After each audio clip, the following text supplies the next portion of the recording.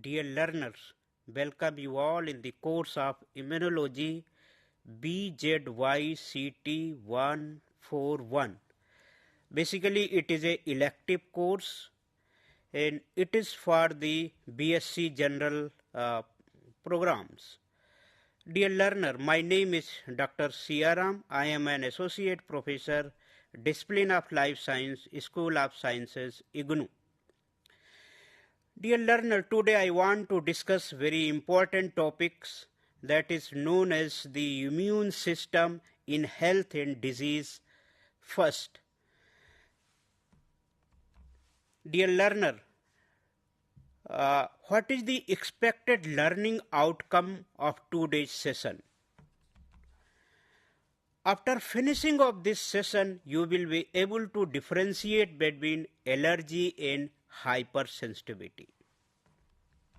After finishing of this session, you will be able to discuss different type of hypersensitivity. It is a four type of hypersensitivity are there. After finishing of this session, you will be able to explain various immunological disorder. And after finishing up this session, you will be describe the mechanism of autoimmunity and tolerance. And finally, you will be able to explain the various diseases arising from autoimmunity. Dear learner, my session is divided into two parts, part first and part second. In part first, we will discuss the hypersensitivity. How can classify the hypersensitivity? It is a four type: type 1, type 2, type 3, type 4, and I will also discuss the immunological disorder. So basically it is a two type: organ specific immunological disorder, in this case the various organs which are involved. Another is the systemic immunological disorder. In part second, we will discuss the systematic immuno disorder, and in this session, in part second, I will also discuss the various autoimmune diseases, and finally we will discuss the primary immune deficiency and secondary immune deficiency. In this in secondary immune deficiency like malnutrition and environmental factors and various diseases caused by the microorganism, and we will discuss in part second. So I want to discuss one by one in part first. And in part first, what is the hypersensitivity? The excessive immunological response against the foreign or self antigens. In case of hypersensitivity, there will be excessive immune response against the foreign or the self antigens. Self antigens which are present inside the body, and foreign antigen, it may be bacteria or it may be virus or it may be fungi or any other type of microorganisms are there. Allergens are there which are present in the flower basically. The term allergy was coined by the Clements von Perquit and often used the synonymously with the hypersensitivity. So you can say the allergy and hypersensitivity, it is a synonymous word. And Clements defined allergy, it is the altered state of the body immune response or the foreign antigens.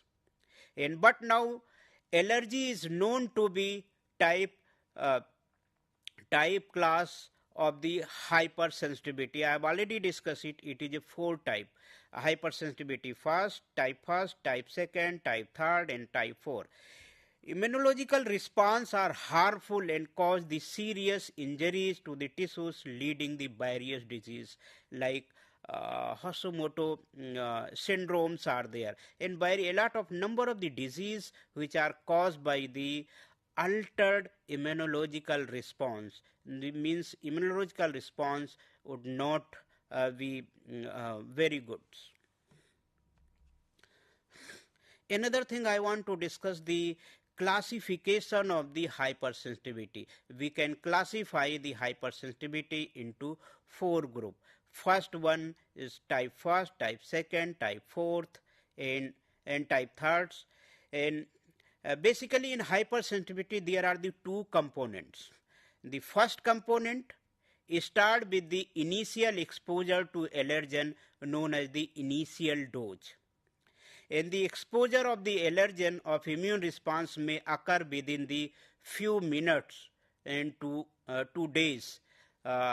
It is the second response, you can say. The second component start with the damaging effect known as the shocking dose. The first one is the initial dose, another is the shocking dose.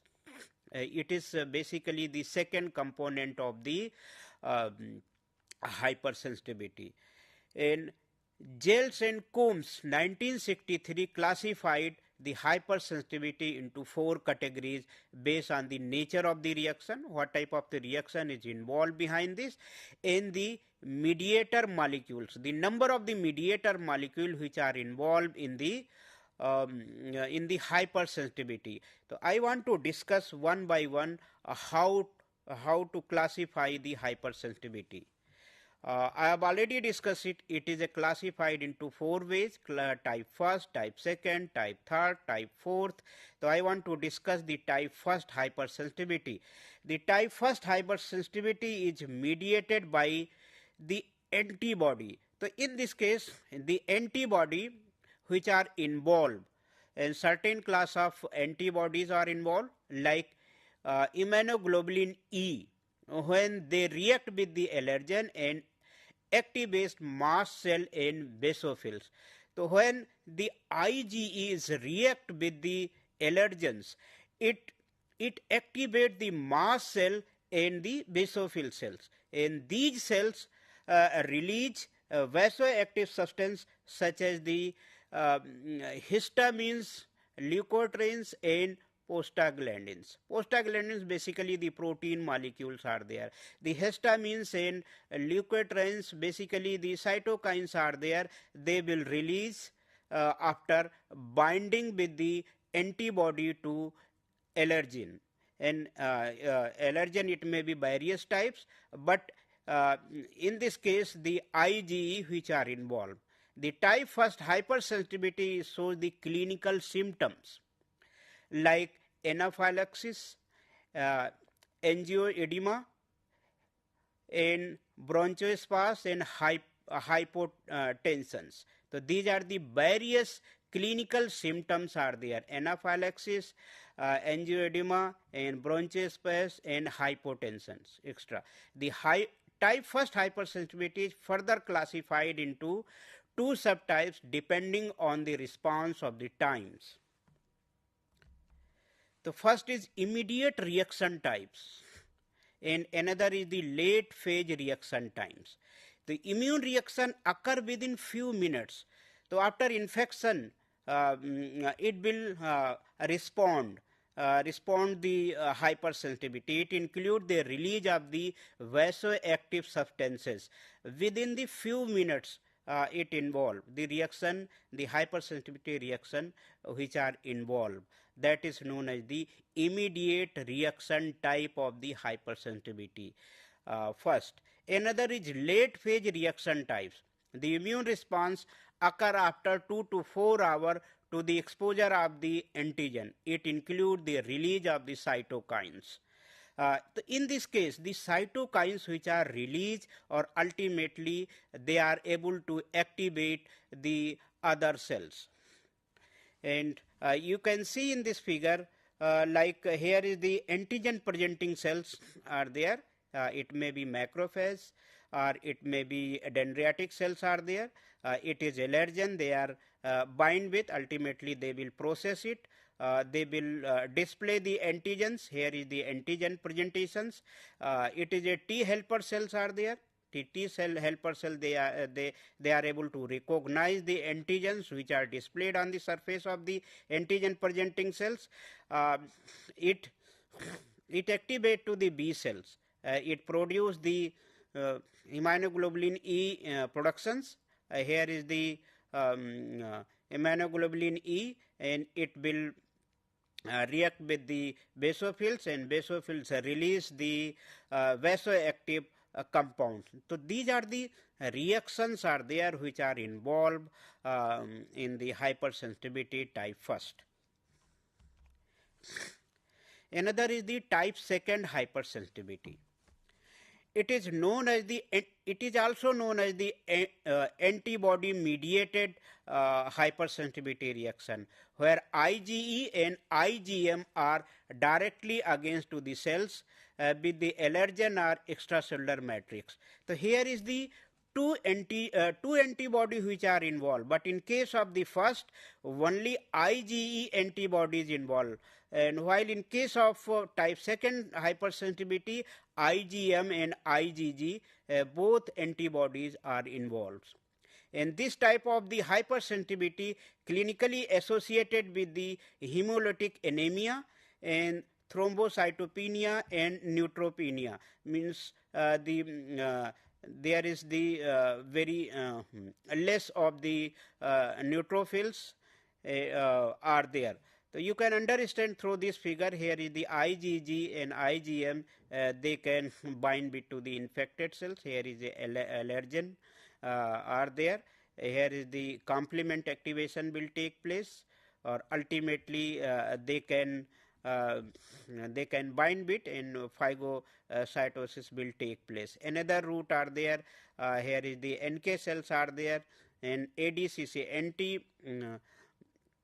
antigen dependent cytotoxic type of reaction which are involved in case of the type second hypersensitivity.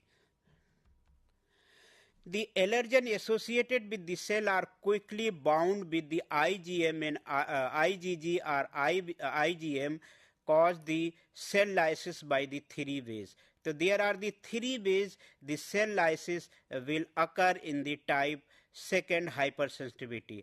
First one is the activation of the classical complement pathway. So in this case, classical complement pathway activate. It involved to the making of the pathogen and the final destruction of the infected cell through the phagocytosis.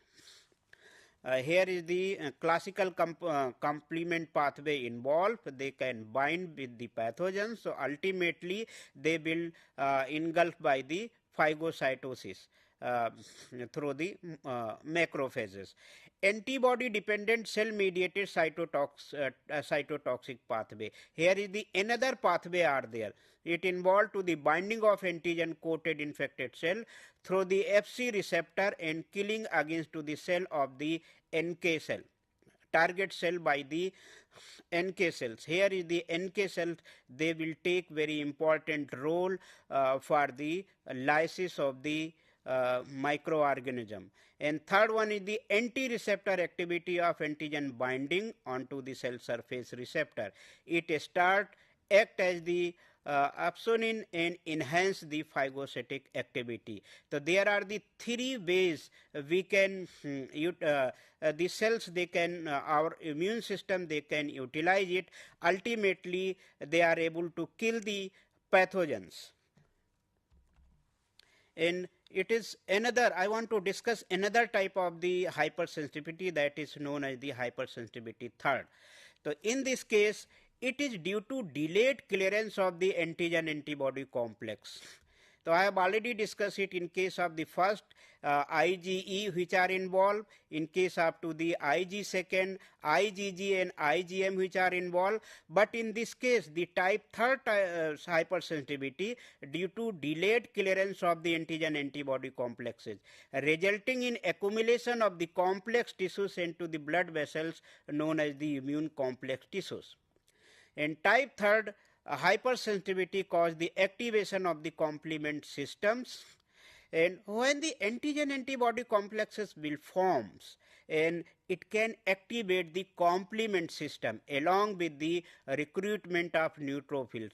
So there are the reactions, 2-3 reactions which are involved, or ultimately they are able to kill the pathogens, and neutrophil to the complex through the Fc region of the IgG receptor, and the reaction are clinically associated with the serum sickness and Arthas reactions. So here you can understand, here is the depositions of there, here is the antigen antibody complexes, here is recruitment up to the neutrophil through the receptor involving IgE. Here is the complement systems. So these are the number of the pathways which are involved in case of the hypersensitivity. So here is the depositions, or you can say antigen antibody complexes, they will form or it will activate the hypersensitivity. And it is the type 4th hypersensitivity. It is also known as the delayed hypersensitivity up to the cell mediated hypersensitivity. It is mediated by the lymphocyte, and some other type are mediated by the antibody. So sometimes it is mediated by the lymphocytes and antibodies. Exposure of the allergen activate T cells, and which mediate tissues injury through the monocytes and macrophages. So here is monocyte and macrophages. They can involve, they can bind with the particular allergens. Type 4 hypersensitivity is clinically associated with the Graves' disease, contact dermatitis, and some milliforms, morbilliforms reactions, rash caused by dings. So here is the cell mediated hypersensitivity are there, that is caused by the lymphocytes, and antibodies are there. So you can understand, here is the antigen presenting cell, it is a allergen, you can see it is in yellow color. They will bind to the T cells, they have the receptors, it will recognize, they can give the T helper cell one, it will release the cytokines, and T helper cell again they are able to release the interferon gamma, interferon beta, IL-2, interleukin 2, 3 and 8. They will bind again it, or ultimately they will phagocytize by the your activation of the macrophage will take place, or it will remove. So this type of the reaction which are involved into the type 4 hypersensitivity. The type 4 hypersensitivity can further classified into 4 categories on the basis of the T cell activation and recruited effector cells. Here is the 4 categories. We can classify type 4 hypersensitivity can classified further into 4 categories on the basis of to the T cell activation and recruitment of the effector cells. And type first 4A, 4V and 4C and 4D. So in this case, T helper cell and monocytes are activated, and interleukin 1, interleukin 2 and interferon gamma are involved in case of the type 4th A. In type 4th B, T helper cell which are involved, and eosinophils, basically you know very well it is a blood cells, are activated. So in this case, the interleukin 3 and interleukin 4 and interleukin 5 are involved. In type 4C and CD8 positive cell are activated, and granozyme B and perforin and Fas ligand are involved. In type 4D, CD8 positive and CD4 positive T cells and neutrophils are involved. So here is the cytokines like IL-8 and GM-CSF are involved. So this you can classify it into 4 ways. It is totally based on the T cell activation, the various T cell activation like T helper cell 1, T helper cell 2, and CD8 positive T cells and CD4 positive and CD8 positive cell which are involved, and recruited effector cells, it may be the various cytokines are there like interleukin 1 to 5 which are involved, and various other things which are also involved like granozyme B, perforin, fast ligands, and these are the other various things which are involved into the type 4 hypersensitivity. Another thing I want to discuss the immunological disorder. The various immunological disorder I want to discuss in detail. Our immune system are able to differentiate between the self and non-self entity. So I have already discussed it. Our immune system, they can recognize which one is the self cell or non-self entity. If any bacteria they can invade to the our host, it is treated as the non-self entity. But any infected cell, virus infected cell, they act as a self antigens. They can recognize by our immune system. The main component are antibodies and T cell, they can recognize it. When antibodies and T cell fail to recognize, they generate antibodies and T cell is response against itself. And those T cell that are generated against own cell are known as the self-reactive cells. The number of the T cells are there, they can recognize the own cell, that is known as the self-reactive T cells.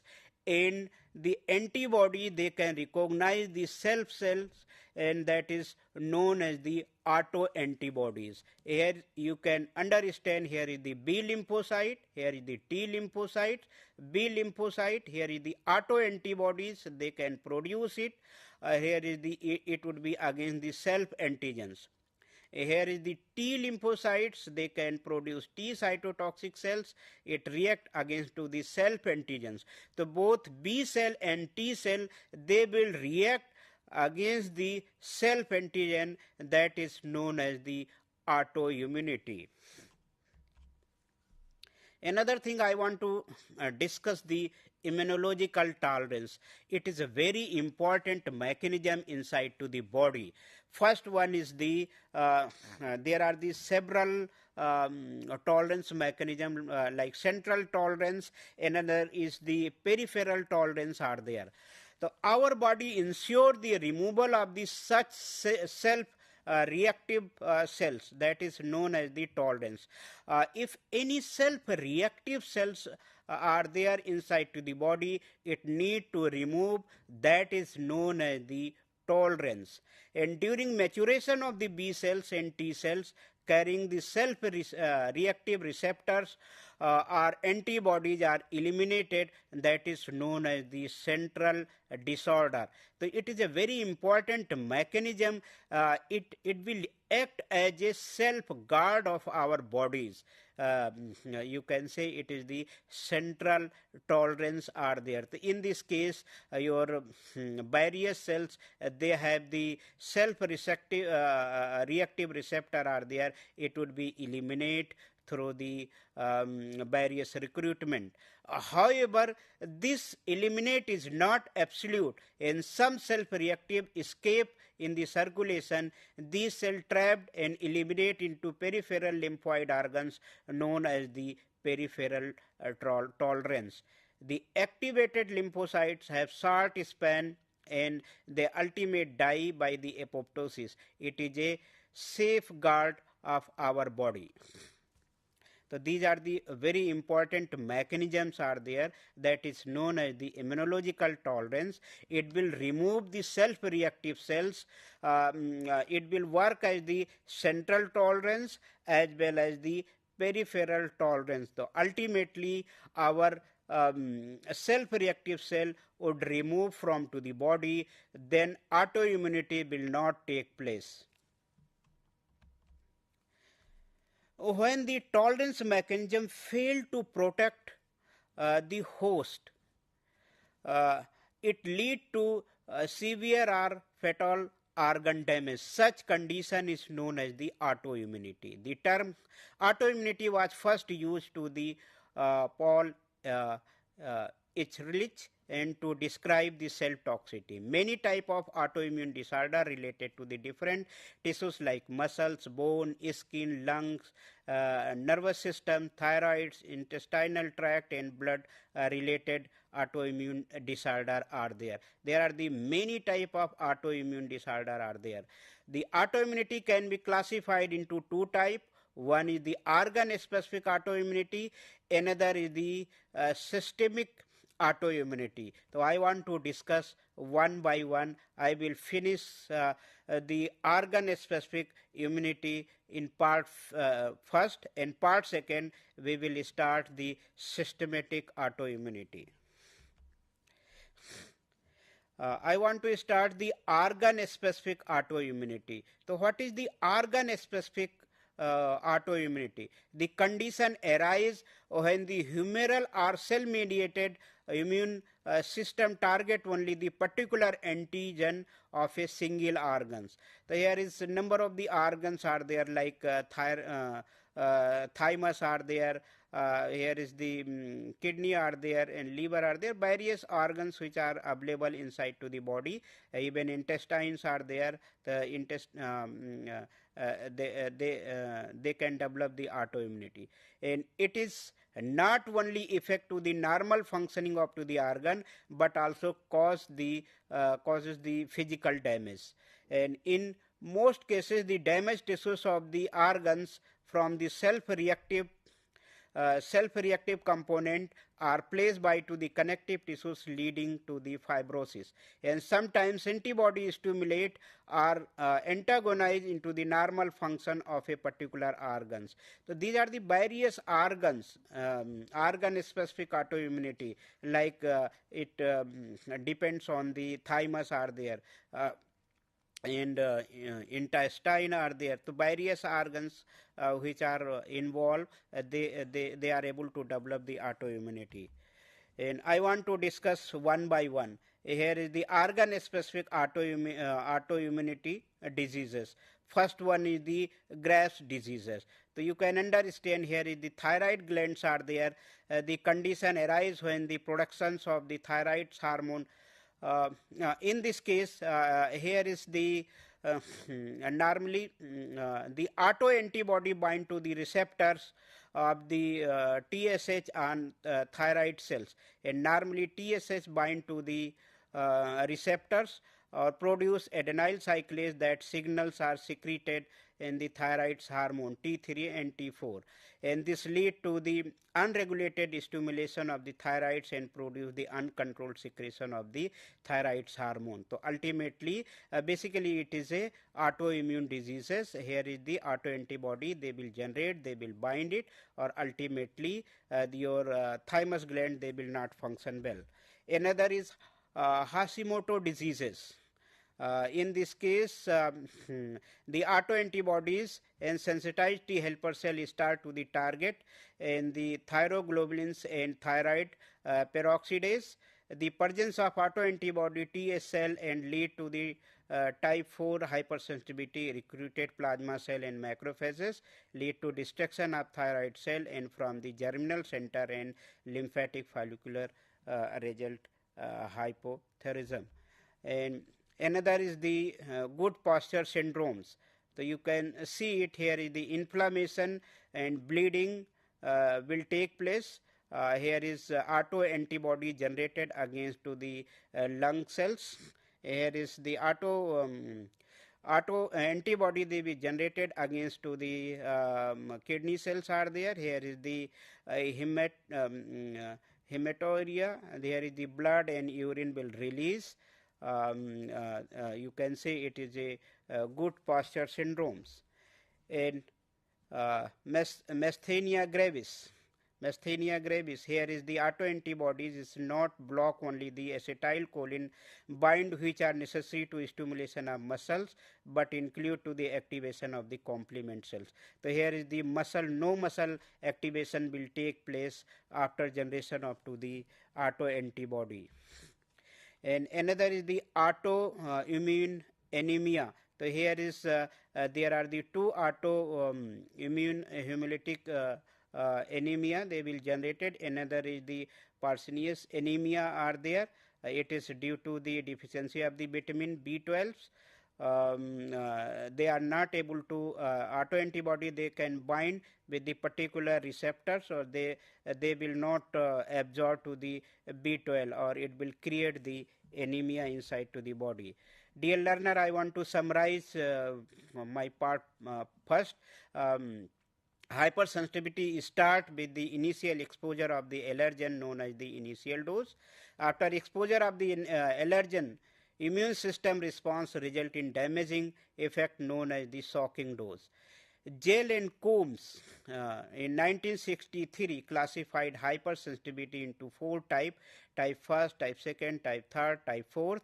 And when all the tolerance mechanism break down and fail to protect a host from its own immune system, it lead to severe and fatal organ damage that is known as the autoimmunity. Autoimmunity disorder can be specific of an organ, it may be affect multiple organs.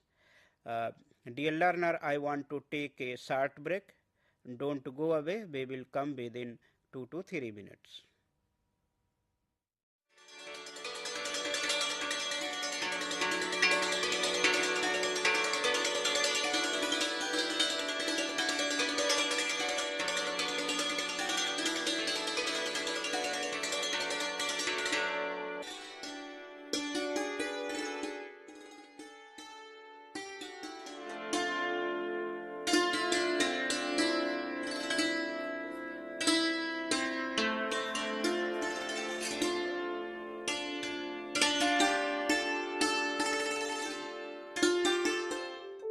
Do you wish to be part of a television studio like this, or any other media system, or already part of any media system, want to enhance a new set of skills? Welcome to School of Journalism and New Media Studies. Here in the School of Journalism and New Media Studies, we are offering program for all set of people to learn and enhance their media skills. The vision of School of Journalism and New Media Studies is to generate a new set of professionals in the area of media and communication studies with understanding about role of media in the national development and global understanding. We offer innovative programs in the field of journalism and mass communication that sets the benchmark of high quality learning and teaching process at the national level. We offer these programs across the country with the help of our regional network as well as study center. Same manner, many of our programs are offered through online mode with a sophisticated learning management system. SOGNMS offers programs from PhD in journalism and mass communication till certificate level. We have masters in journalism and mass communication. The eligibility is a bachelor's degree, and we are introducing this program in 3 languages: Hindi, Tamil and English. Students from national and international students can join either through online mode as well as in the distance mode. We have 4 postgraduate diploma programs, specialized areas in the field of development communication, digital media, electronic media, and journalism and mass communication program. And all these 4 programs are available in distance mode. 2 programs are available in online mode, development communication and digital media. And we have specialized certificate program in community radio. IGNOU employs various media and communication tools for better teaching and learning process. School of Journalism and New Media Studies utilizes this media system for delivering all our programs. Come and join with us for exploring a new career and enhance your media skills.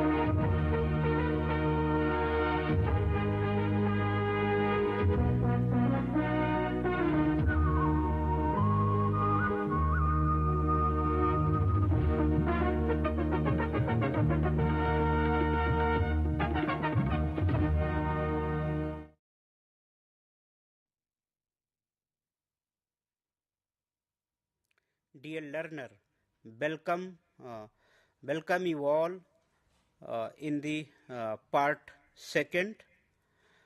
In this part, I want to discuss the immunity. I have already discussed it, the immunity, systematic immunity.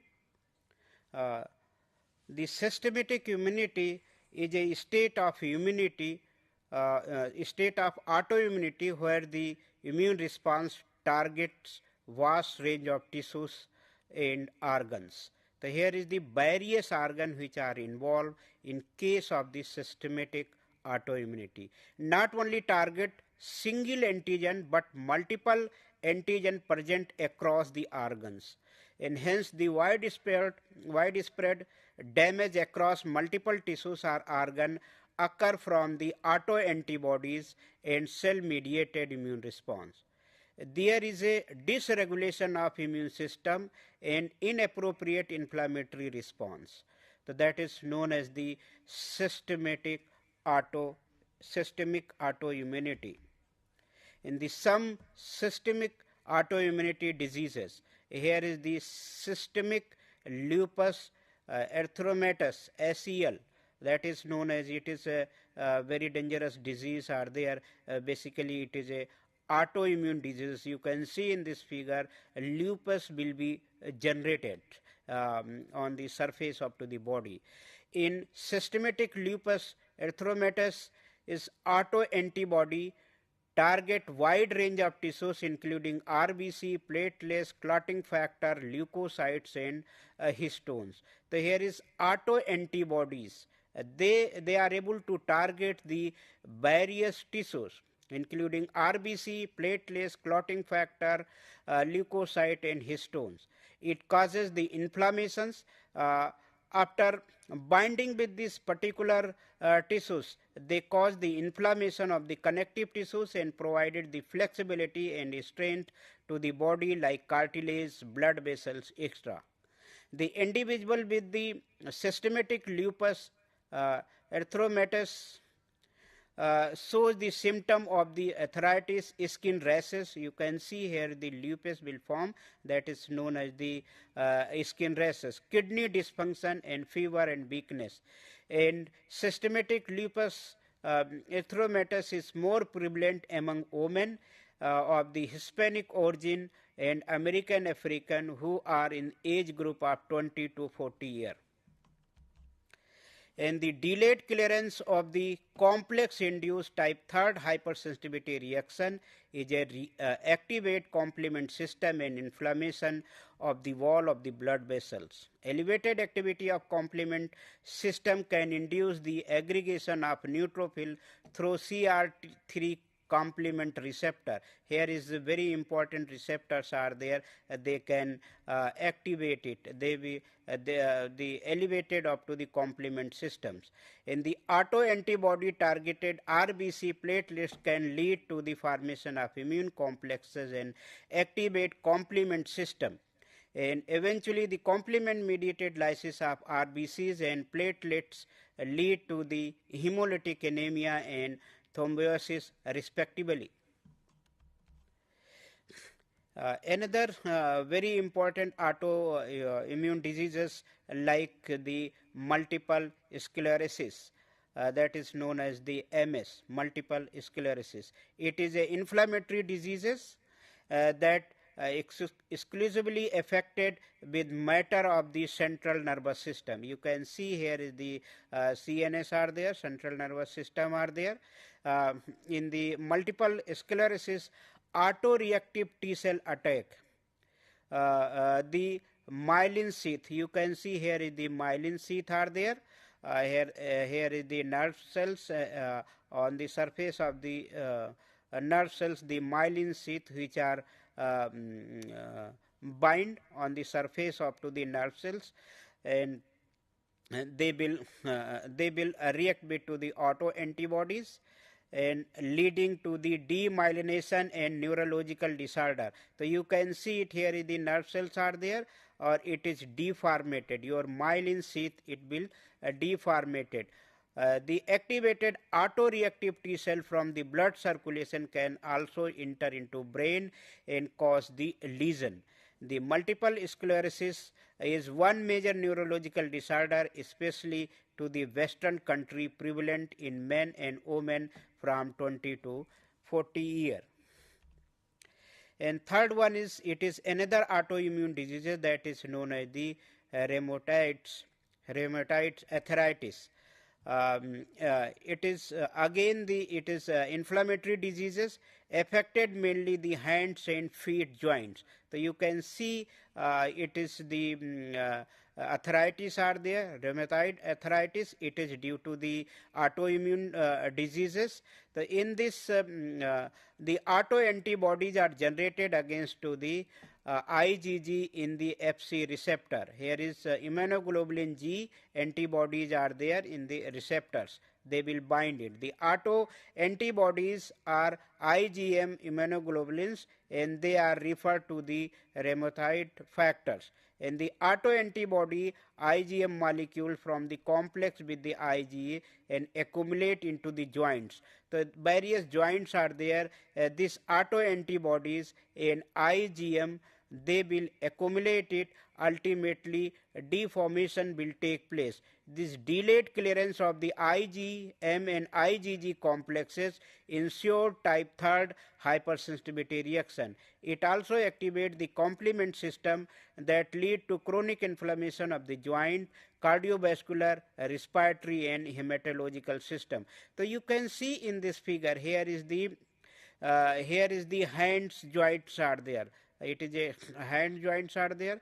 You can see the deformity are there. It is due to the IgM and IgG complexes. It will accumulate in particular joints. Ultimately your hands joints will not function properly. That is known as the rheumatoid arthritis. Another thing I want to discuss, the immune deficiency. The various immune deficiencies are there, like primary immunodeficiency and secondary immunodeficiency. The immune deficiency is a state where ability of immune system to fight against the infection is compromised partially or totally. It is also known as the immune compromisations. In this case, the individual become more vulnerable to the opportunistic infection than others. Such individuals are said to be immunocompromised. The immune deficiency is divided into two categories. First one is the primary immunodeficiency, second is the secondary immunodeficiency. So I want to discuss one by one what is the primary immunodeficiency, another is the secondary immunodeficiency. The primary immunodeficiency. The primary immunodeficiency is known as the congenital immunodeficiency, where the immune system of an individual is weak or does not function normally from the birth. The most primary immunodeficiency are diagnosed in the children under the age of 1. Those suffering from the primary immunodeficiency shows the persistent infection and autoimmunity disorder of the various organ. And primary immunodeficiency disorder are genetics in nature. So you can see here is the various, the lymph nodes are there, appendix are there, and lymphatic vessels. These are the various, the primary immunodeficiency diseases are there. They can cause into the various organ inside to the body. The type of the primary immunodeficiency order, it is divided into 5 types. First one is the B cell deficiency. So I have already discussed in my previous lecture what is the B cells, what is the role of the B cells. Here is the B cell deficiency inside to the body. So basically it is a X-linked agglutiniria or to the Burton's diseases. X chromosome link disorder. Pre-B cell do not differentiate into mature B cells. in this case, in this disorder, and maturation of tyrosine kinase encoded genes which are involved, they will defected, and all the IGs present into the IOX label. And second is the selective immunoglobulins IgA deficiency of the IgA in this case, and malfunctioning of the heavy chain switching. The heavy chain switching will not take place if this type of deficiency occur, and prone to the lung infection and recurrent sinus will be there. It is a very important disease. The prone to the lung infections like pneumonia are there due to the deficiency of to the B cells. Another is the T cell deficiency. The T cell deficiency, you can see here is the, I have already discussed it, the T cell which are generated in the bone marrow but mature in the thymus. If the T cell deficiency will take place, so you can see here is the Dye-Jar syndromes will occur in the babies. Here is the deformation will not take, deformation will be here inside to the mouth of the particular baby. So here is the T cell deficiency is congenital thymic epilepsy or Dye-Jar syndromes, and tetanic seizures prominent are there, prone to the viral and fungal infections. If the person they are the T deficiency, it will be prone to the viral and fungal infection. Treatment through the fetal thymus transplantation. In chronic mucocutaneous candidiasis, the selective T cell function defect. If the T cell deficiency will be there, the particular person they will suffer from the particular disease like candidiasis. T cell response and other microbes but not candida. But B cell response normal. Here is the T cell deficiency are there, but the B cell response it would be very normal. And hyper IgM syndrome, it is a third type of the T cell deficiency, and the very high level of IgM but IgA, IgG, IgE, IgD defective, but the lymphocyte count would be normal, and compromised B cell and T cell immune cooperation will be there. So it is a T cell deficiency, they can cause the different type of the diseases inside to the body. And third one is the B cell and T cell deficiency. So sometimes both cell, B cell and T cell, they involve deficiency inside to the body of the human. Here is the severe combined deficiency diseases, SCID diseases are there. Early stem cell fail to differentiate into B cell and T cell, and prevalent deficiency of the IL-2 receptors, and defective Janus kinase 3 and JAF70 genes, defective immune cell receptor RAC1 and RAC2 characterized by the variety of the infections are there. If the variety of the infection will take place, it need to check it the IL-2 and the JAF70 genes, their up regulation and down regulations are there. We can check it, or ultimately we can decide if the particular person is suffering from SCID disease or not. And Wiskott-Eldridge syndrome, here is reduced IgM concentration and elevated levels of the IgA and IgG levels. A normal T cell population but reduce the function, reduce effect in polymerization.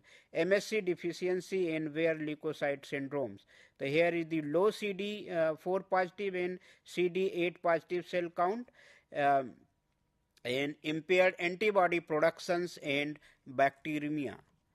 And phagocytic deficiency, it is chronic granulomatous diseases, X-linked disorder, and defective NADPH formation of the granuloma, and blockade of the esophagus system which are bladder due to the granuloma, and leukocyte adhesion deficiency syndrome, autosomal recessive diseases.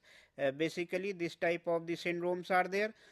and defective phagocytosis of the bacteria. They are not able to phagocytize the bacteria. Impaired the cell additions. Cell addition will not take place of the cell to cell addition, and pyrogenic infection like pneumonia will take place. And fifth one is the complement deficiency. The heredity angioedema, the autosomal dominant disorders. In this case, the causative factor due to the deficiency of the complement protein C1 and formation of the edema on the surface of to the body. And recurrent infection, deficiency of complement protein. I have already discussed the pathway of the complement proteins are there. Here is the C3 and C5. C3 and C5 complement protein, it would not form, so ultimately recurrent infection will take place. The particular person would be susceptible to the bacterial infection. Autoimmune disease, deficiency of the complement protein C2 and C4, and similar to systematic lupus erythematosus will take place. So it is due to the complement deficiency inside to the body, they will suffer with the particular infections. Another is the secondary deficiency. Secondary immunodeficiency are there. It is known as the acquired immunodeficiency. The secondary immunodeficiency is more common than the primary immunodeficiency disorder, and the secondary immunodeficiency disorder impairment immune system resulting from the malnutrition, infectious agent, metabolic disorder, and medications, and fifth one is the environmental factor. So these the number of the things which come under to the secondary immunodeficiency. So I want to discuss one by one. First one is the malnutrition related secondary immunodeficiency. In the early age, malnutrition causes the kwashiorkor and marasmus, which individuals are underweight and muscle wasting. The thymus gland, where the maturation of T cells occur, are often atrophic. In severe malnutrition cases, it reduces the production of the thymic hormone. Consequently, CD4 positive T cell differentiation and proliferation are reduced. Means the CD4 and T cells will differentiation, it will reduce. They will not recruited by the particular APC, antigen presenting cells. However, the production of antibody is not affected, but to the ability of the B cell and antigen process is compromised.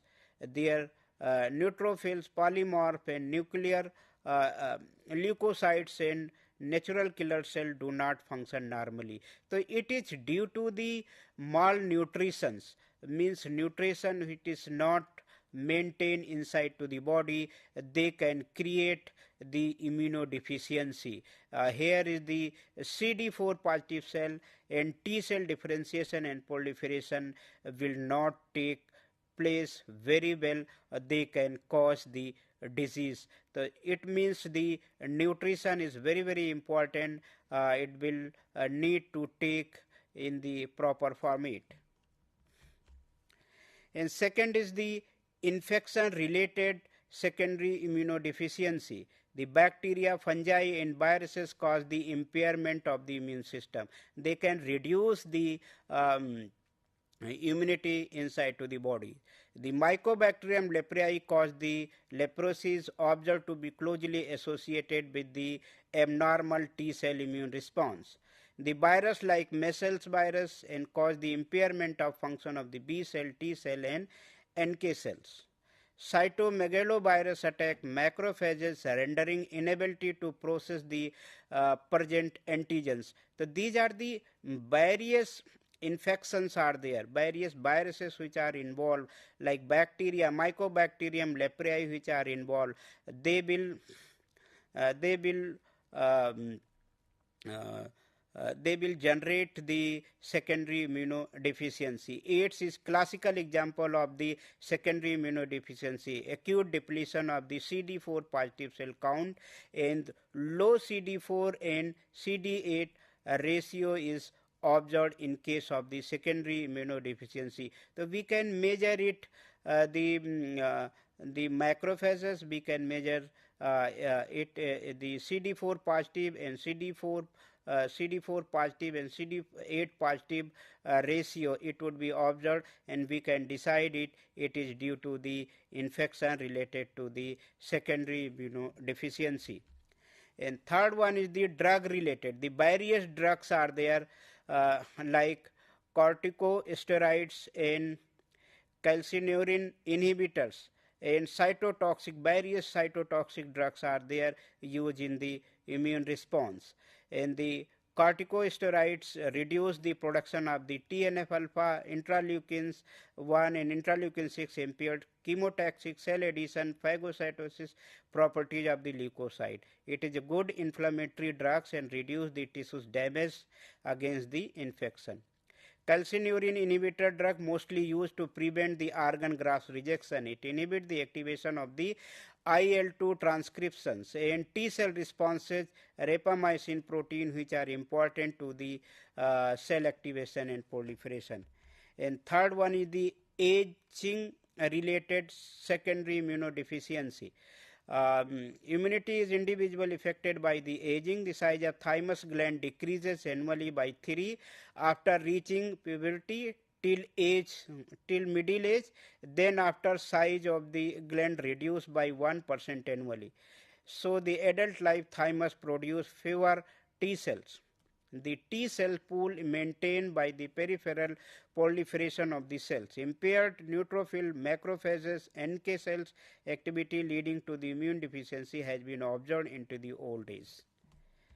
And fourth one is the environmental factor. The various environmental factors are there like ionizing radiations, heavy metal, pesticides can cause the secondary immunodeficiency disorder. Continuous exposure of ionizing radiation weaken immune system and affect all blood cell lineages. However, ionizing radiation such as the phagocytosis and humoral response are observed to be resistant against the radiations. And immune response such as the phagocytosis and humoral immune response are observed into resistant against the radiation. Exposure of the lead, cadmium and mercury through the food and water shows the decreasing polymorphonuclear phagocytosis. Phagocytic activity reduce the antibodies and complement response. So these are the environmental factor related secondary immunodeficiency. So dear learner, I want to summarize the part second. You have learned number of the things. I want to discuss one by one. The systematic autoimmunity is a type of immune response that target vast range of the tissues and organs. Hence, widespread damage across the multiple tissues or organ from autoantibody and cell-mediated antibody. You have also learned the immunodeficiency is a condition where the ability of the immune system is fight infection is compromised. It is a two type of the immune response, primary immune disorder and secondary immune disorder. In case of the primary immune disorder is also known as the congenital, where the individual has the inherent and weak immune system, and secondary immunodisorder is also known as the acquired immunodeficiency is an individual may acquire from environmental factors such as the infection or the chemotherapy or malnutrition. Dear learner, if you want to clarify each and everything, you can go through IGNOU SLM BZYET 141. You can go through the unit number 13. You can clarify each and everything. If you feel any problem, you can mail me on the crm1@ignou.ac.in. Thank you. Best wishes to you.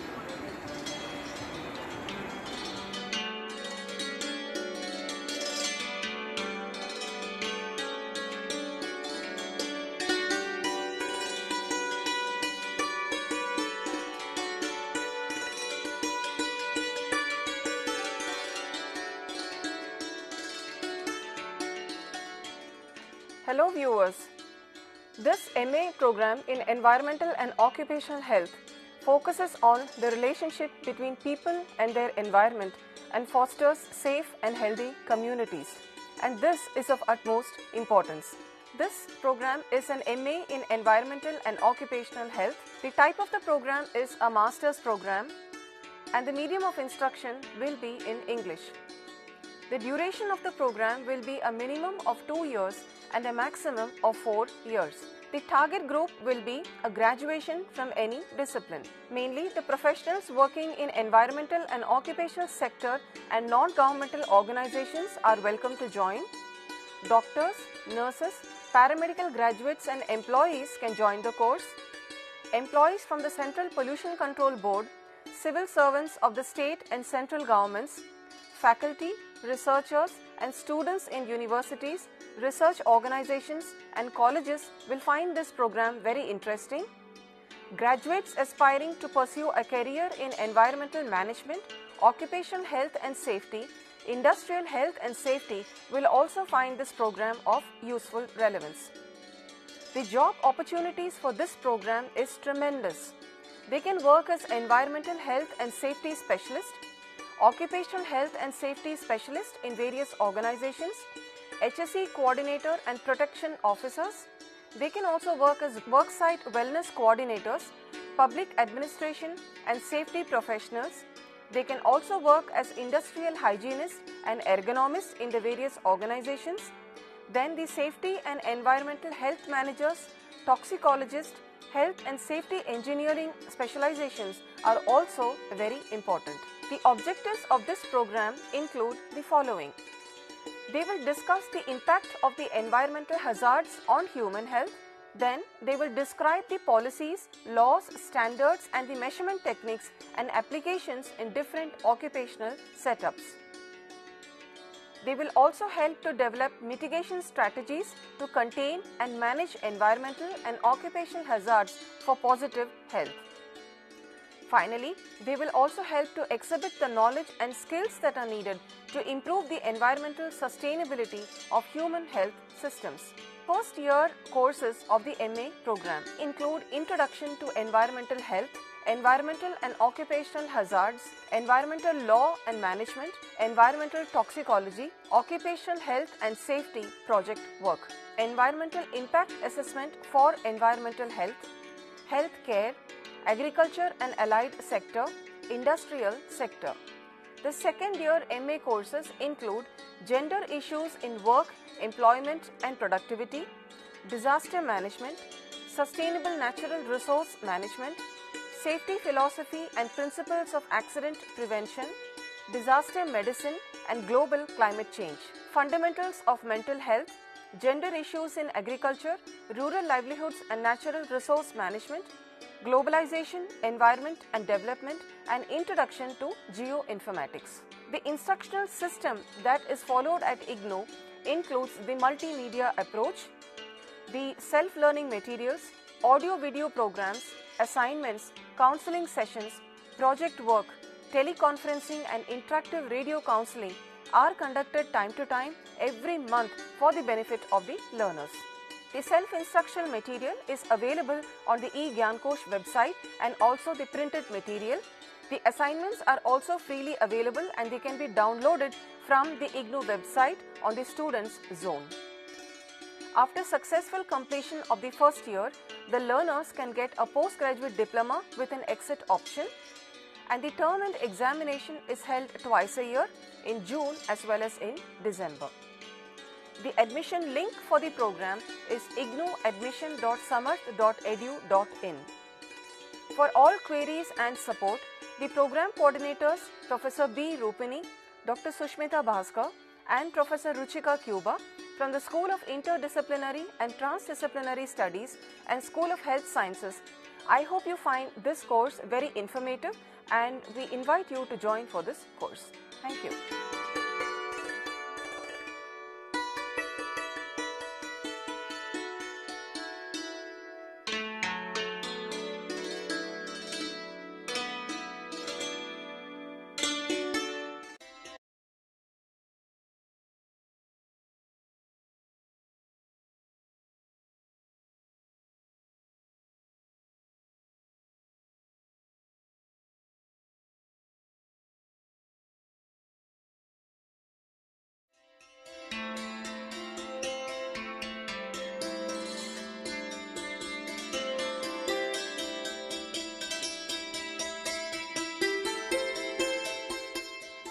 पहाड़ों पर जाना किसे पसंद नहीं।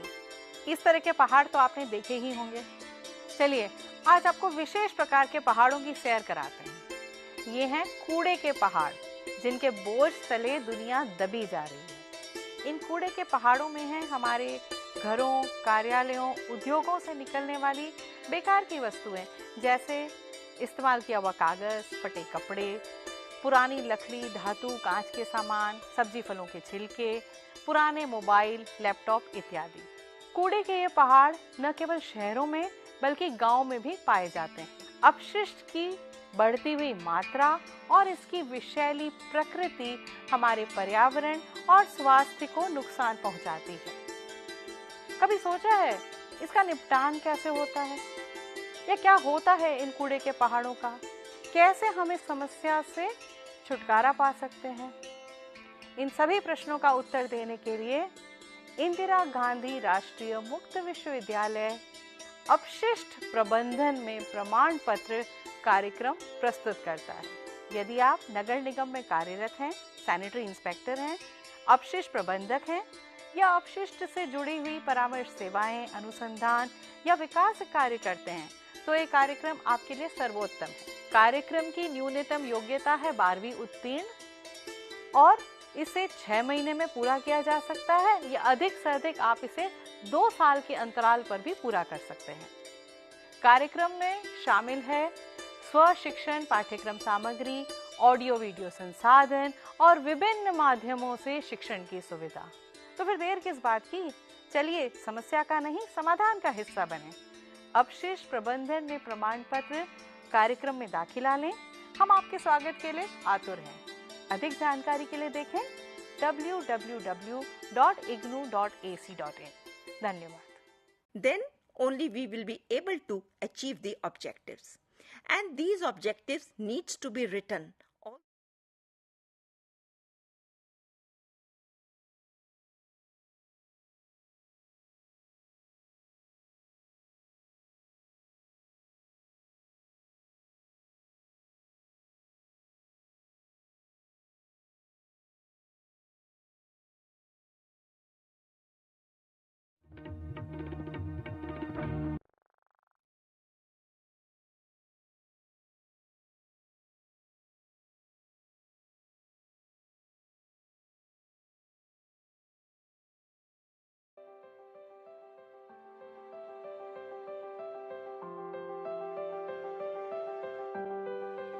A warm welcome to IGNOU.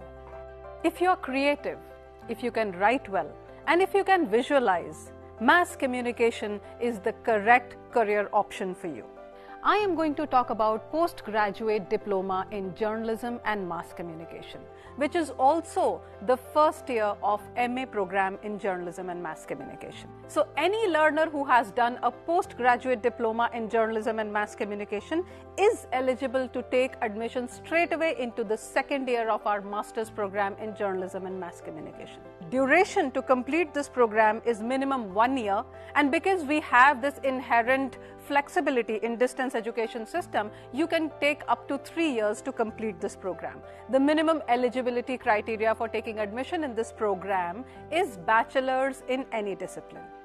To give you a glimpse of what are the various components of this program, we begin with telling you what mass communication is, what are the various areas, various branches of mass communication. Then we go on to tell you about the various reporting techniques and beats of reporting, followed by media ethics, the principles, the codes of conduct that you must follow, and we also focus on the writing skills and editing skills for print media. Now, this program comprises of 8 courses of 4 credits each. 25% of the entire program is practical based. So we have 6 theory courses and 2 practical courses. This program is so designed so that it will be able to make you more employable in the market. So it helps you build a career in print media, in radio, television, new media, as well as the allied subjects of mass communication, which could be media marketing, advertising, public relations and corporate communications, event management. This can also help you become an entrepreneur in areas like photography or having your own production house and so on. So I hope that you will be excited to join this program, and we will be waiting to welcome you here in IGNOU.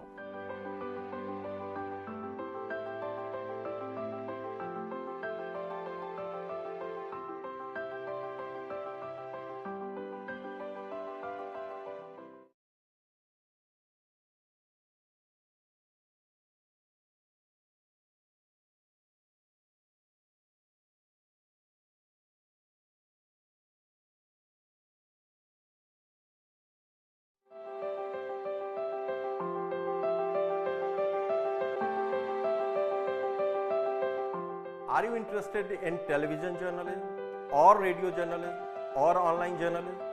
Or do you want to learn with the flexibility of open learning?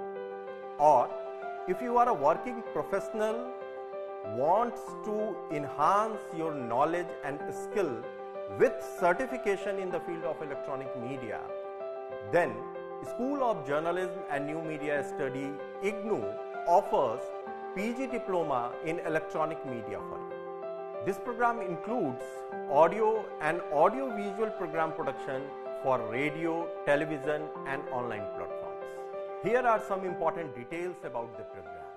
We have total 8 courses of 32 credits, 6 theory courses, 1 practical and 1 project. Eligibility: bachelor's degree in any subject. Minimum duration 1 year, maximum 3 years. Medium is English, but students can write their examinations, assignments, practical and project in Hindi also. So if you are interested in television, radio or online media, please come and join IGNOU's PG Diploma in Electronic Media.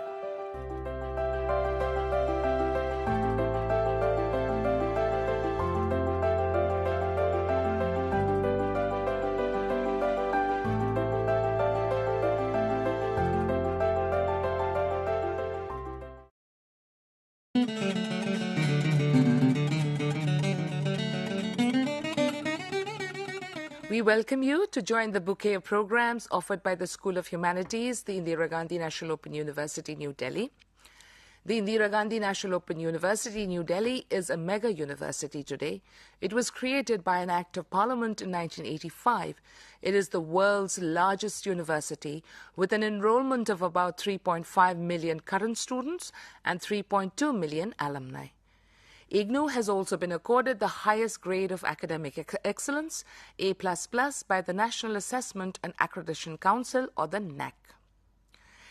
Now, during your time at IGNOU as a learner, we will help you complete your program of study with world-class printed materials, audio and video programs. We have more than 35,000 academic counselors who will guide you till you complete your program of study. We also provide live interaction with your teachers at the headquarters via teleconferencing mode and live interactive radio counseling besides this, supported by regular TV and radio broadcasts. The School of Humanities was created in 1988, and we welcome you warmly to join any of our programs of study.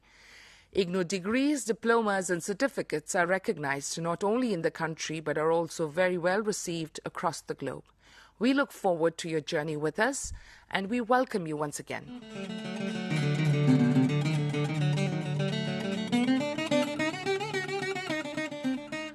The School of Humanities of the Indira Gandhi National Open University offers more than 26 ODL programs, which is open and distance learning programs, and now more than 10 online programs.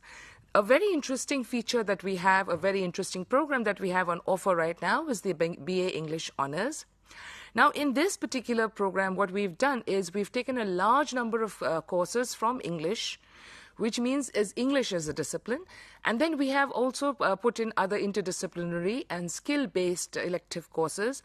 So all of them combine to give you the BA English Honours, which gives students the exposure to subjects which is related to English literature as well as other disciplines, and it will introduce you to various aspects of literature through the core, the discipline centric, the ability as well as the skill enhancement and generic courses. Now it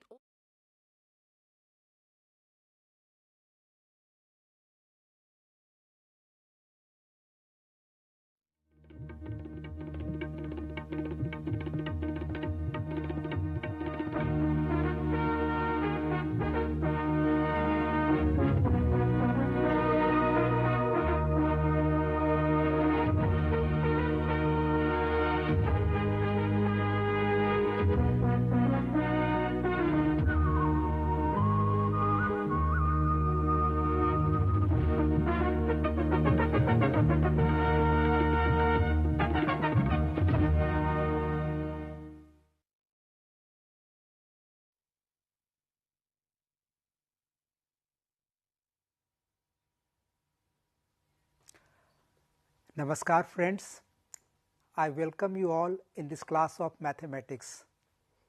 So, you must be remembering in last classes we have been discussing limits of a function. Now, today we are going to discuss the continuity of a function. These are quite simple concepts, and you can score very well in the examination, because there is no difficulty in solving the problems or understanding the concepts. So, let us start today.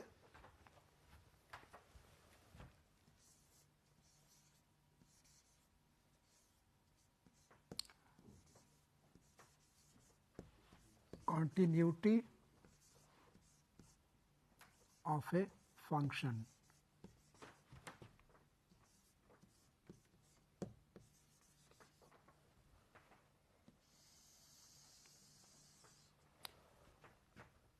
Continuity is very much related to limits. You know,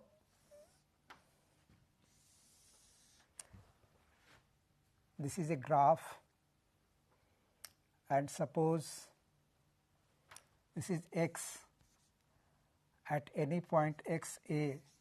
First we will talk about continuity of a function at a point a. So,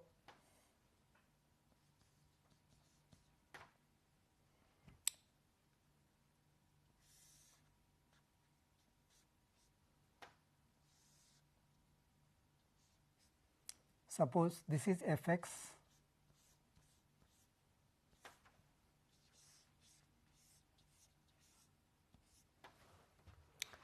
you can see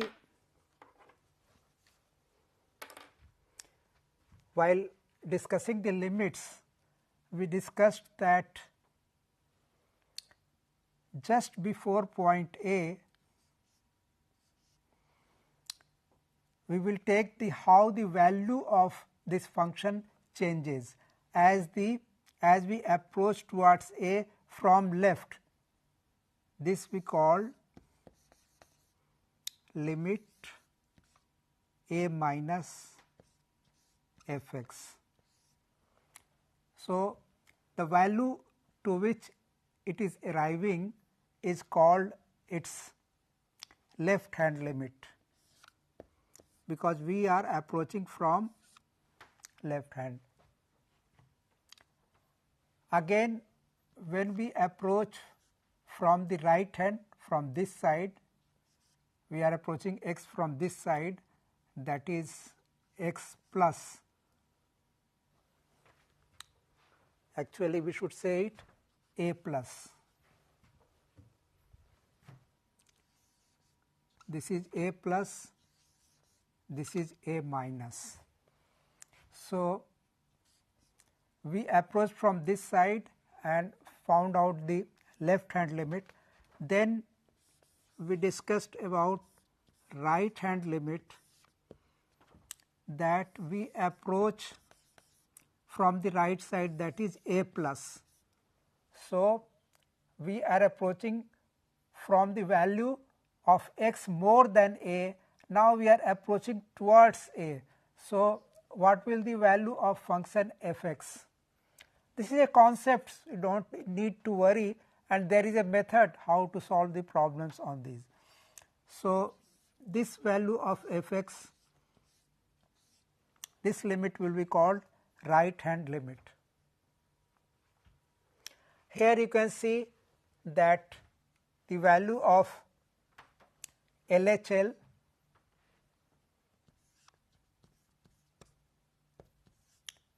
is not equal to RHL,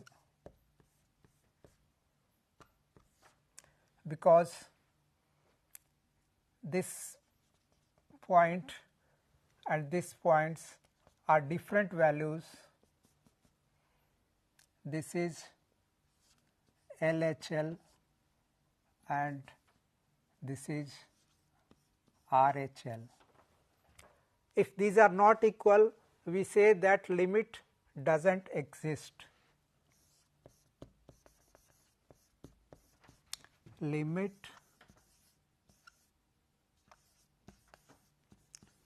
does not exist.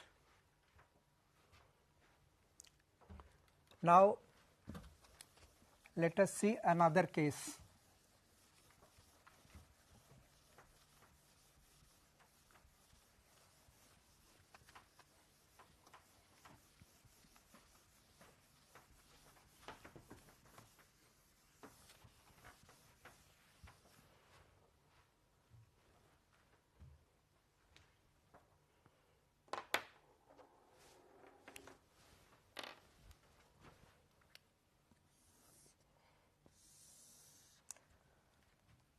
This is x axis,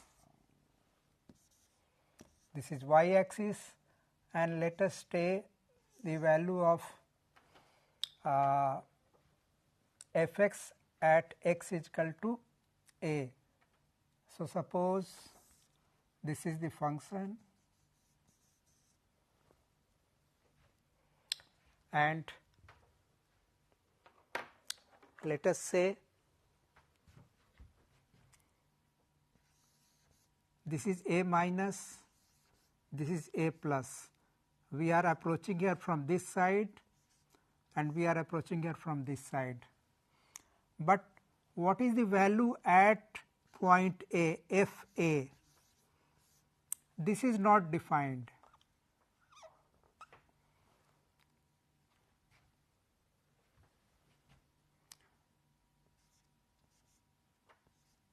Then you see limit x tends to a minus, we are approaching from left, f x, say this is L 1,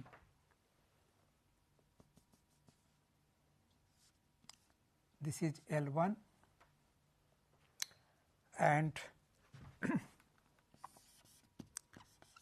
limit x tends to a plus approaching from this side,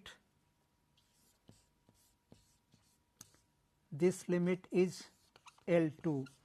you can see that L2 is also here. So, L1, L2 are at the same point. So, RHL is equal to LHL. So, in this case the limit exists, but FA does not exist. FA not defined.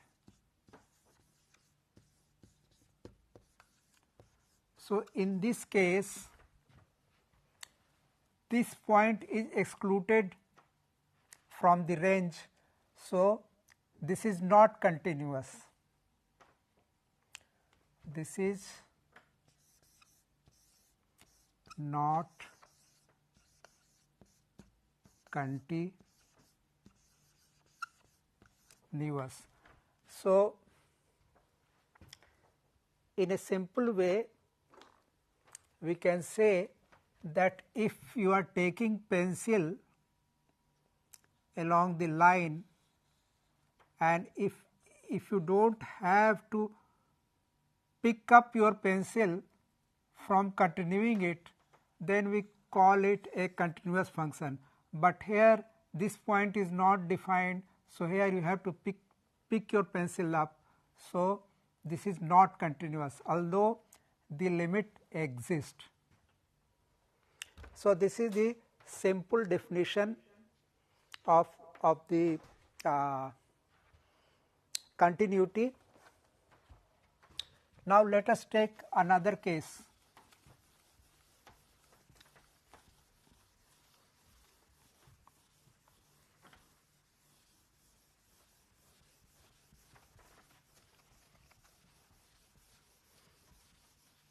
It is very simple but quite important concept.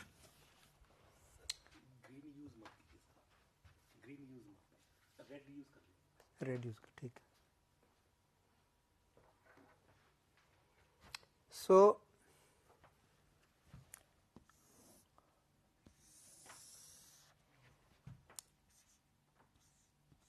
let us take x, y, and at x is equal to a, this is a minus, this is a plus, this is a straight line, say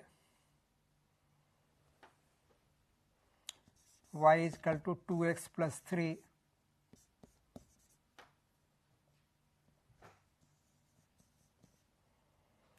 The value of left hand limit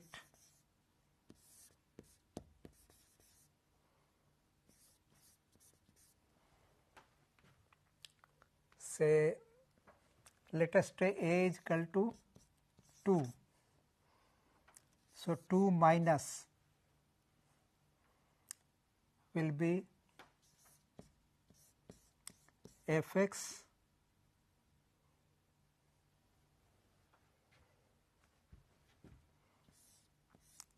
x tends to 2 minus. So, it means that when we approach from this side, what will be the value of y f x? This will be equal to 2 into 2 plus 3. So, it will be equal to 7, because as we approach from the left side, as we approach towards a is equal to 2, this value will approach from this side 7. Now, we have learned this in limit. If x tends to 2 plus, it means that x is approaching from this side. A is equal to more than 2, then f x will be value of will be again 2 into 2 plus 3 is equal to 7. So, it will approach from this side and it will again reach from this point, which is 7. So, this is also equal to 7. If I find out the value of function at a, that is a is equal to 2, it will be 2 into 2 plus 3 is equal to 7. So, this is the case where all the 3 are matching, that is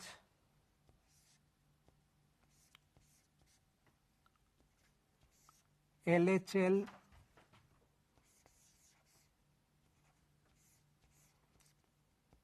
is equal to RHL is equal to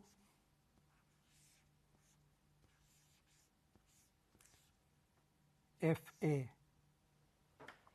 So,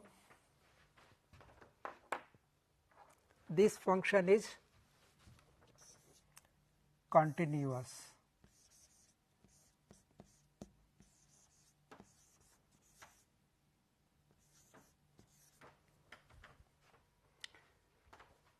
So, let us now come to its formal definition.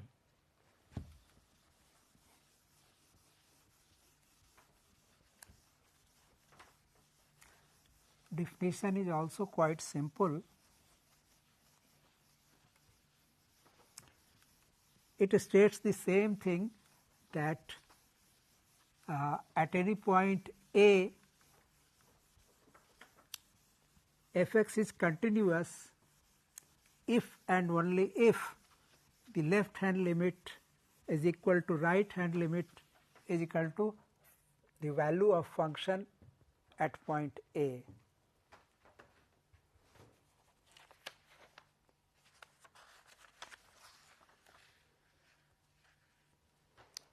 So,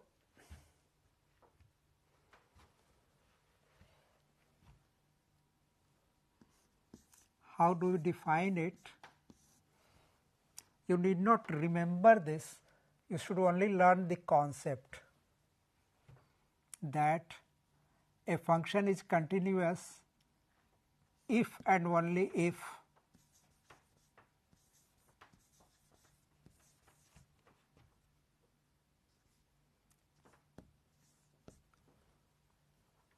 we, in short, we write it as IFF, if. So, limit x tends to a minus f(x), that is left hand limit, is equal to limit x tends to a plus, we approach from the right side,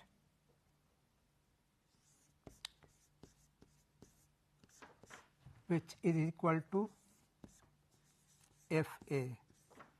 So, only in this condition only we will call that function is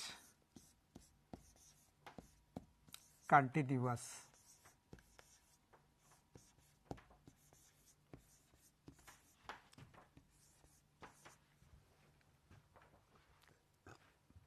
Okay. Let us take example.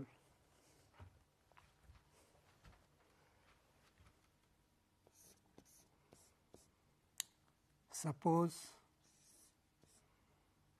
f(x) is given mod x minus 3, and we have to check continuity at x is equal to 3. Okay. So, let us take the left hand limit, that is limit x tends to 3 minus mod of x minus 3 will be equal to since we are approaching from left side, so x will be less than 3. So, 3 minus 3 will be negative, some negative, but it will be nearing to 0. Okay. So, it will again become, because mod is there, so it will become positive. So, it will become 0. Similarly, right hand limit, you can do it by first principle also. Limit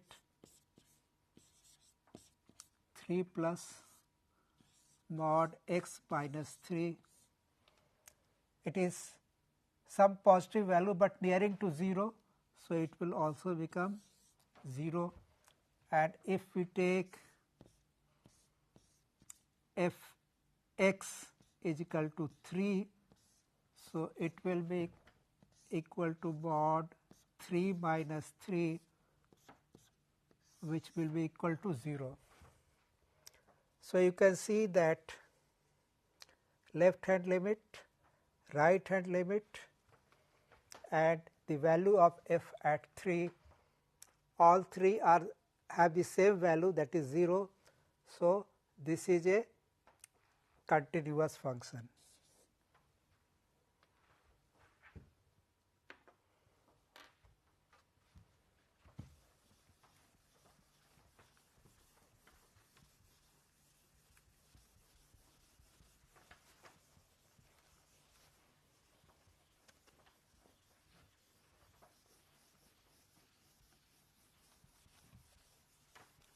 Now, let us take some more examples, so that the concept of continuity will be more clear to you.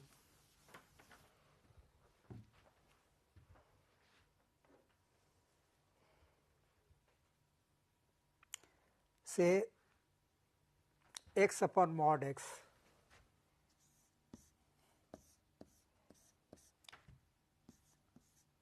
f x is equal to x upon mod x. So,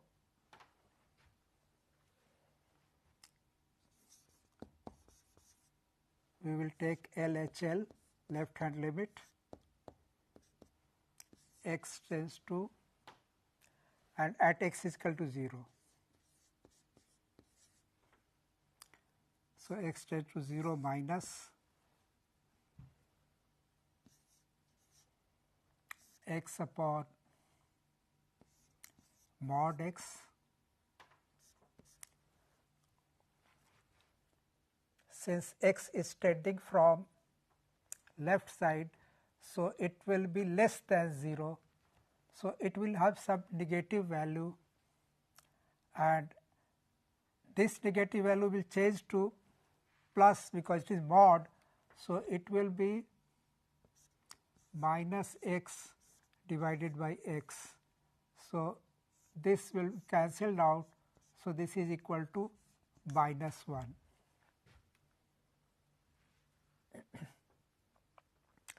If we take it from first principle, we can say that let us take x is equal to 0 minus h, okay, where h is a small quantity. So, this will become this limit h tends to 0 plus, because it will be positive quantity h, will be x is 0 minus h upon mod of 0 minus h. So, h tends to 0 plus, it will be minus h upon h. So, this will be cancelled out, this is minus 1. Okay. If we take the right hand limit, what result will come? Limit x tends to 0 plus, So, we are coming from the right side. So, in that case x divided by mod x, it will be slightly more than 0. So, its value will be x upon x, which will be positive quantity. So, it will be equal to 1. So, here you can see that left hand limit is minus 1. You can see the left hand limit is coming out to be minus 1, whereas the right hand limit is coming out to be plus 1. This is plus and this is minus. These are not equal. So, in this case the limit does not exist. So, there is no continuity. No limit,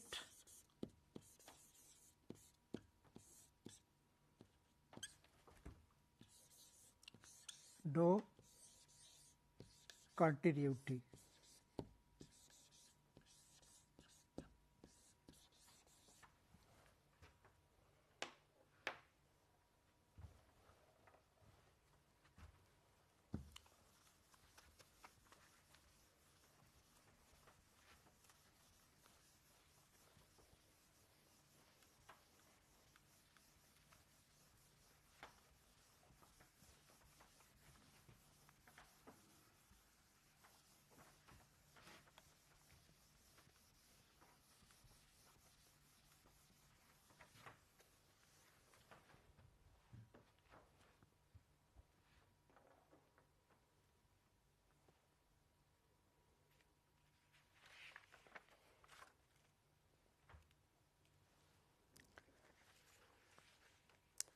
So, function we can define as continuous if for a particular interval, say this is a real number line, this is A. So, suppose an interval is given A and B. If within this interval for every point, if the function is continuous, limit exists and function is continuous, then we call that the function is continuous throughout this interval. Function fails to be continuous in two conditions, either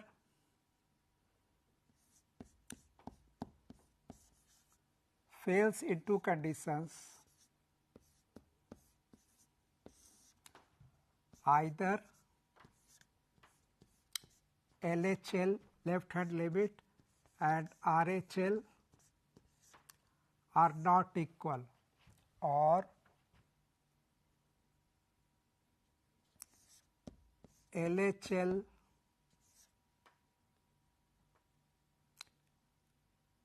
if they are equal, then LHL and RHL are not equal to FA. So, in these two conditions, we say that function is not continuous.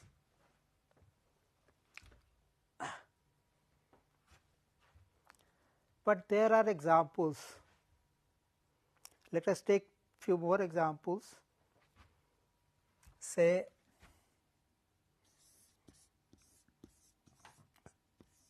f(x) is equal to sin x upon x, but it is not defined at x is equal to 0. When x is not equal to 0, but when x is equal to 0, it is defined as 1. Let us see this function. Its LHL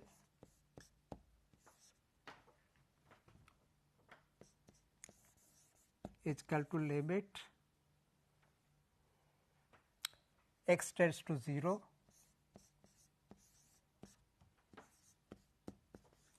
sin x upon x, now this is equal to 1,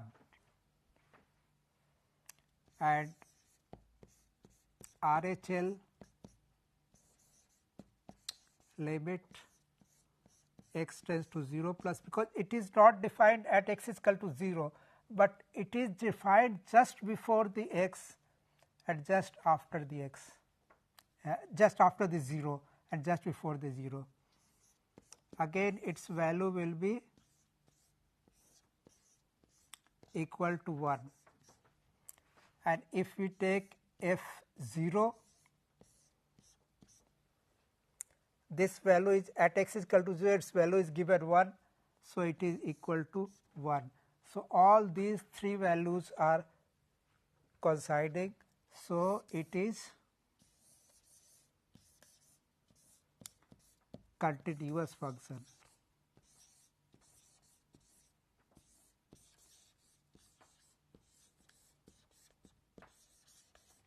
You are aware of the sinusoidal function.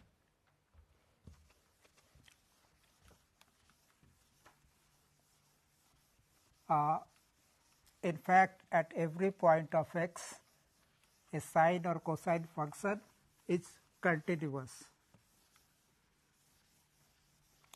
and in your energy courses you will come across many such instances, but this is not purely sinusoidal, it is sin x upon x upon x. So, this function is like this.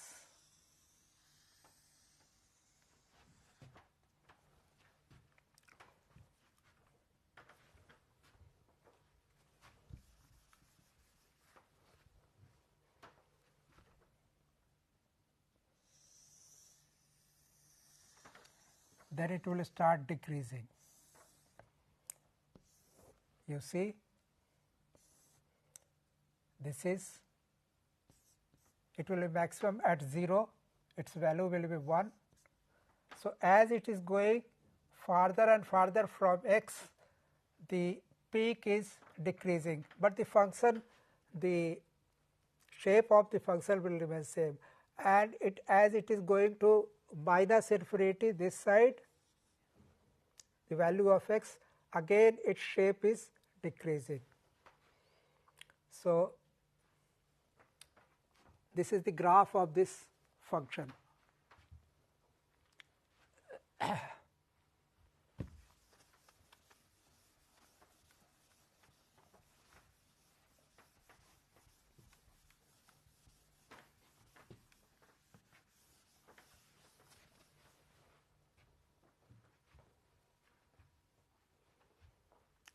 Now, let us take a function, another example,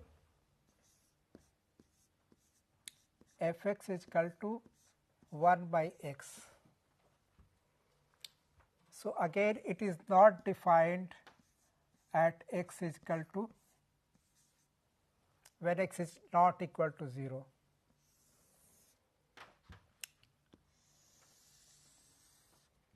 If you draw its graph,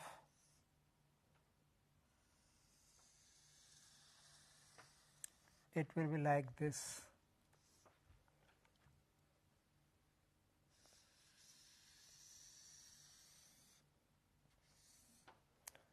So,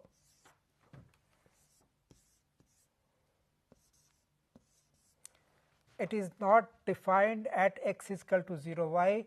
Because its value is varying from plus infinity to minus infinity, 1 by x. So, if you put value 0, the function f x will become infinity, and you do not know whether minus infinity or plus infinity.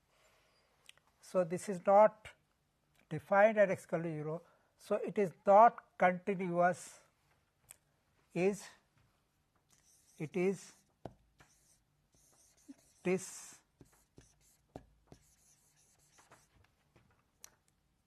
continuous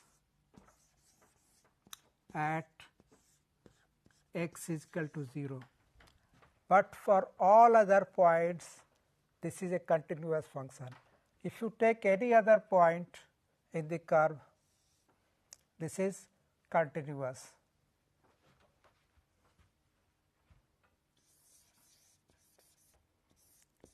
Continuous at all other points when x is not equal to 0. So,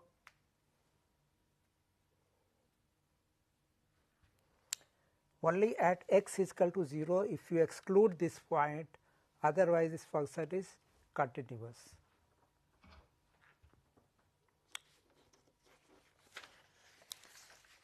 Let us take few examples. Suppose it is given that function is continuous and you have to find out the values of some constant function. How will you do that?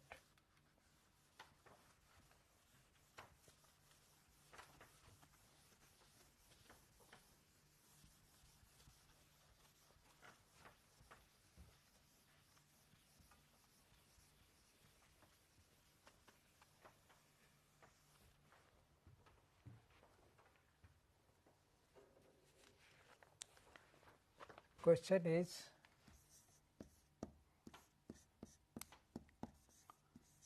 find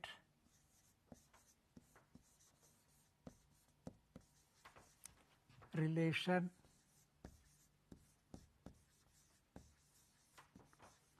between A and B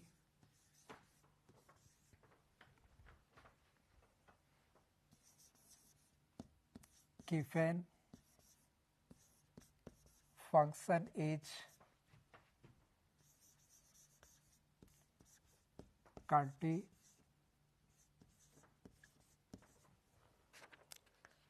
continuous at x is equal to 0. Now, what is the function?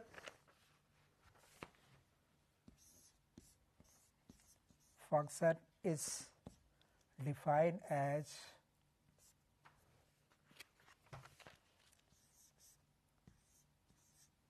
two x minus a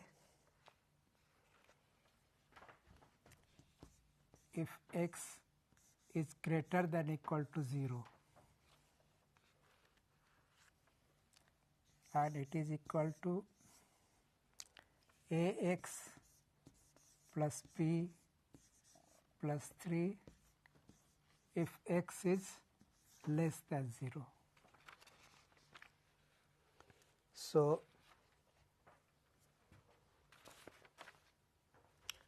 let us take out left hand limit, that is equal to limit x tends to 0 minus. So, if x is 0 minus, it means less than 0. So, this case will be applicable. So, this will be ax plus b plus 3. So, putting x is equal to 0, its value will be b plus 3. Now, if I take right hand limit x tend to 0 plus, so this is more than 0. So, the first case will be applicable. So, it will be equal to 2x minus a. So, putting x is equal to 0, it will be equal to minus a. And what will the value of function f0, putting x is equal to 0, since greater than or equal to 0, this case will be applicable. So, this will be equal to minus a. So, since it is given that function is continuous, so its LHL will be equal to RHL, which is equal to FA. So, LHL is equal to B plus 3 and will be equal to minus A.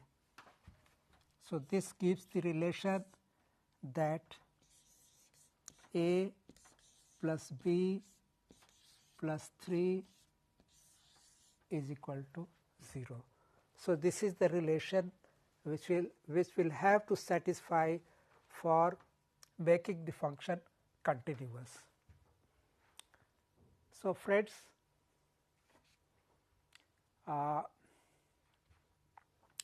it is clear to you that how the function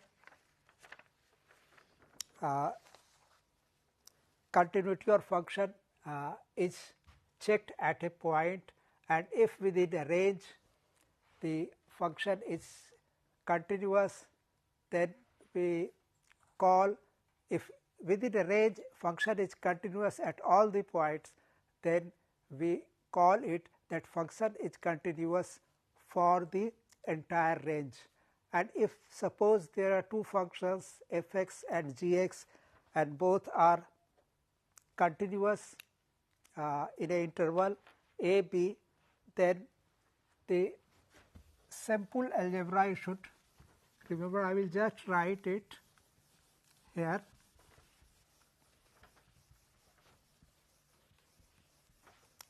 That in that case, if f x and g x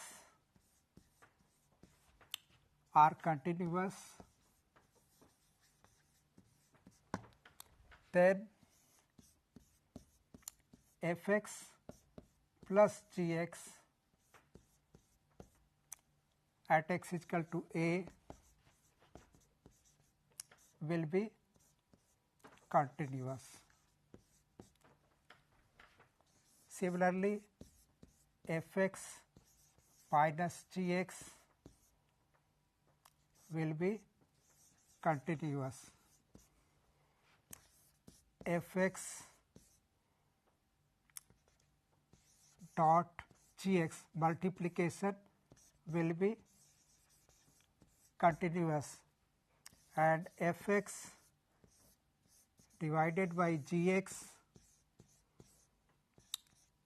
will also be continuous if g x is not equal to 0 at x is equal to a. So, these are the conditions.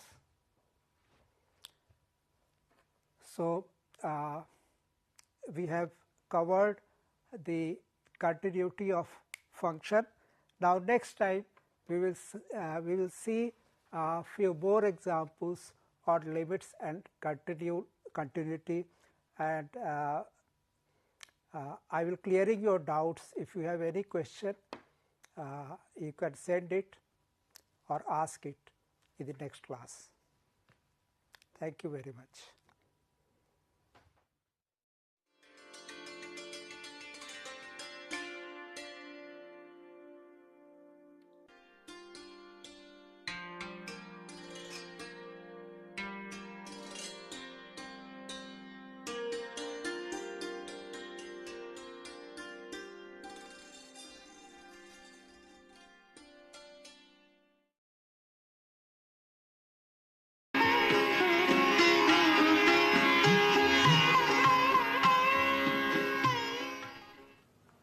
Hello viewers, today we introduce you to the topic wet